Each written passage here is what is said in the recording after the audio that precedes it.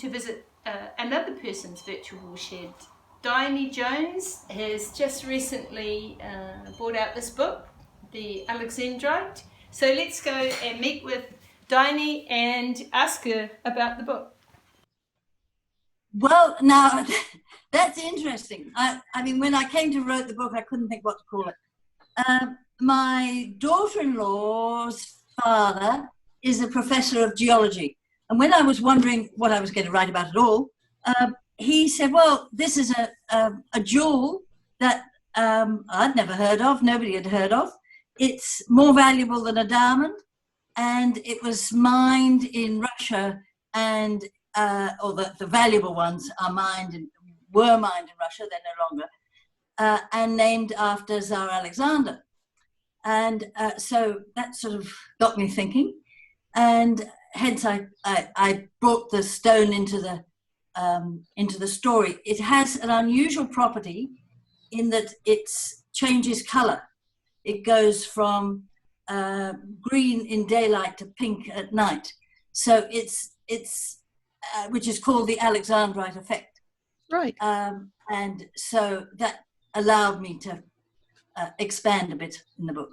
Yeah, and I think I'll just read a little bit about the actual story, because I think also you say that those color changes are to do with what happens to characters in the book. So I'll just read a little bit about it, not too much, because absolutely. There's a lot of very good mystery and intrigue in this book, but we don't want to give away. Yeah.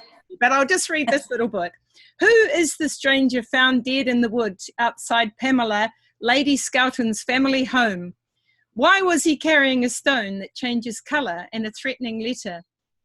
The quest leads from World War I to the present day, and from an English village to New Zealand farmland, to discover what past events are entwined with the present.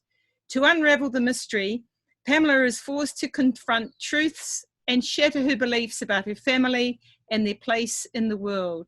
So that's really interesting, and today is Anzac Day, so I'm just interested why you chose to start this book in World War I. Well, that still fascinates me. World War I, probably more so than World War II, everything changed after World War I. The New Zealanders went off to sort of save the empire and help all those at home and all that silly colonial stuff. And when they got there and they found what it was like, and they found that maybe the British weren't such wonderful people as they thought, and maybe New Zealanders should be their own country. It sort of started that whole identity of New Zealand. And both sides, I think, when people went back to England, they were very different. They no longer wanted to work for women particularly wanted to work. They'd worked during the war, and they thought it gave them independence. So it changed the whole way society was structured. And I think you show those parallels very well, because you've set the novel partly in England and partly in New Zealand. Yeah, yes, for that reason, really. And it was interesting because also, apart from the changes after the World War I, of course, we've got the changes down the generation, because the book is a bit like your book. It flashes back to earlier times, which have now affected the present generation. That's right. And also we're seeing a very interesting character arc in Pamela, the main character, who is, I mean, I know nothing about England's history, but I mean, she is part of what has been an ancient aristocracy, and which is unraveling as well. Yes, very much.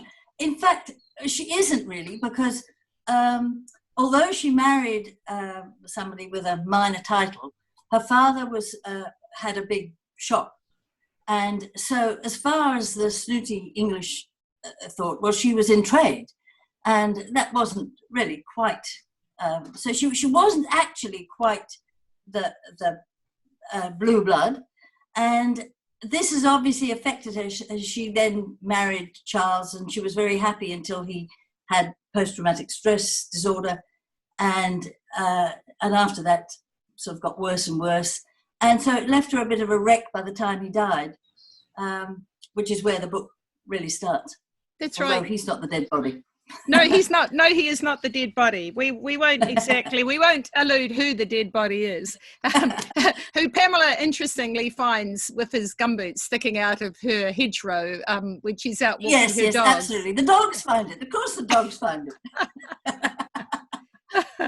And you've used very real settings in New Zealand, and I know nothing about the English countryside. Is Ashley Village actually a real place in England? Well, I grew up in England in a village similar to Ashley, but I couldn't actually use that village because I haven't been back to it for some time, and it would have changed. It wouldn't be how I remembered it. So I used an imaginary village, actually very hard to get a name that hasn't already been used for English village. But anyway, I don't think there is an Ashley. Right, excellent. And so, well, there is now because you've created it. You've created it. Yeah. And so is there anything else you'd like to tell us about the story that would help people understand whether it's the sort of book they would like to read? I thoroughly enjoyed it. It's a very fast-moving book, and I found it fascinating watching this beautiful stone changing hands. It actually passes through many hands, the stone. It does pass through many hands, and the family that ends up with it in New Zealand, it's part of their heritage. It's become part of their heritage, and it's interesting the stories that are attached to it. So yes, and the people change like the stone. So that was the idea that I wanted to get. Still a mystery. Still a mystery, a very good mystery. Yes. Yeah, it's not a mystery, but tell me about, you've got the drench barrels hanging, you've got the drench packs hanging on your wall. This really is a real wool shed, and it is a real wool shed. Let me show you. Yes, it is a real wool shed. Look, well done. And so we need to talk a little bit about lockdown. Obviously, the wool shed could continue functioning in lockdown, and so how's lockdown been for you? I mean, like you, I'm very thankful that I live on a farm and I've got places to walk and I can walk the dogs, and and it's not the end of the world if I don't have to go off the farm. And but it's been difficult. Have you found it difficult to write during the lockdown? To be truthful, I have been painting and making concrete people and not writing at all. But I'm thinking May might be a good month for getting back to writing. Exactly.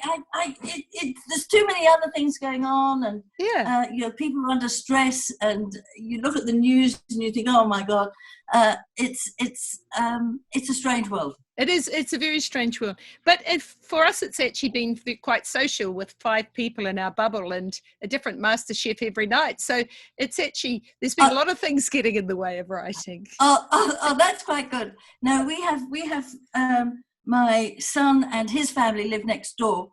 They're in a different bubble, but we do bring the bubbles together, but apart, if you know what I mean. We have in fact, this afternoon we'll have drinks out there, and he'll bring the kids up and we'll all stay 2 meters apart, but we're looking forward to going down a level next week, I must admit. And do you have another project in the wings, even if you haven't been working on it recently?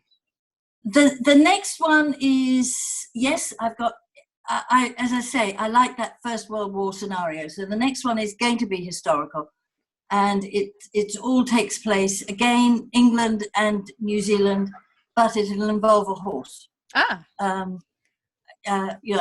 Couldn't keep away from horses for that long, so this one will involve a horse. A horse that travels between the two countries, or yes, the horse from home. Wow. Yeah. Okay. Oh, excellent. We'll look forward to looking out for that one when it comes along. Now, how can people get your book in the lockdown? Right.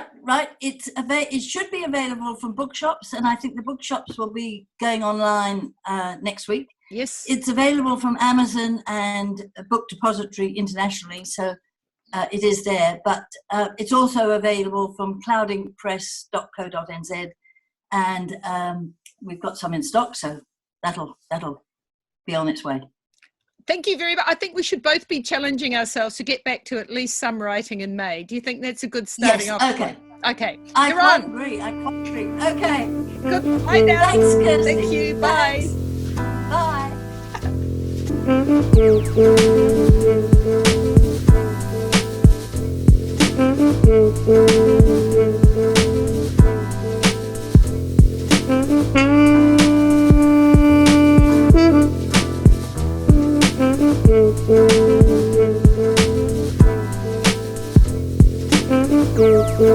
Bye.